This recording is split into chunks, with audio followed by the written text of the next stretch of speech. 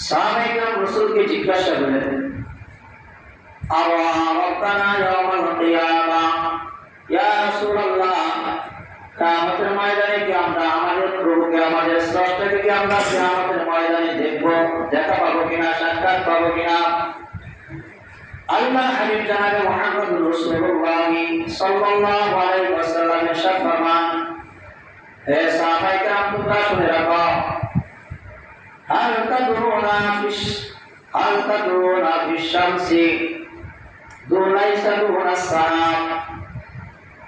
বলে দুনিয়ার জমিনে যদি সূর্য ওঠে আর পিছনে সূর্যের পিছনে যদি মেঘাচ্ছন্ন না থাকে, মেঘ যদি না থাকে, তাহলে কি দুনিয়ার জমিনে সূর্য দেখা যায় কিনা, দেখতে পাও কিনা?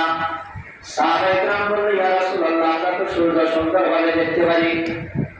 রাসূল আমার সাহাবায়ে কেরামদেরকে লক্ষ্য করে বললেন, হাল তাদরুনা ফিল কামারি লাইসা দুনাস সাহাব।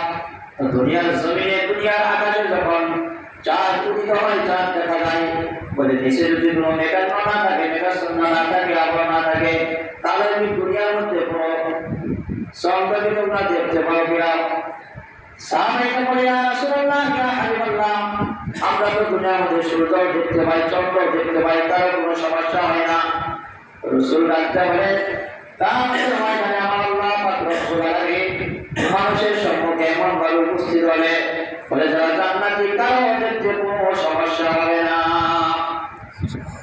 বলে কারা কারা কিয়ামতের ময়দানে আল্লাহ পাক রব্বুল আলামিনকে দেখতে পারবে, আল্লাহর সাক্ষাৎ লাভ করতে পারবে? আল্লাহ কোরআনে জানান, সূরা কাহফের মধ্যে আল্লাহ জানায় দেন, ফামান কানা ইয়ারজু লিকা রাব্বিহি ফালইয়ামাল আমালান সালিহা ওয়া লা ইউশরিক বিইবাদাতি রাব্বিহি আহাদা। বলে দুনিয়ার জমিনে যে ব্যক্তি নেক কাজ করবে, নেক আমল করবে, এবং আমি আল্লাহ পাক রব্বুল আলামিনের সাথে যে ব্যক্তি শরীক স্থাপন করবে না, শরীক করবে না, শিরক করবে না, যে নেক আমল করবে এবং শিরক করবে না, ওই বান্দা বান্দি কিয়ামতের ময়দানে আমি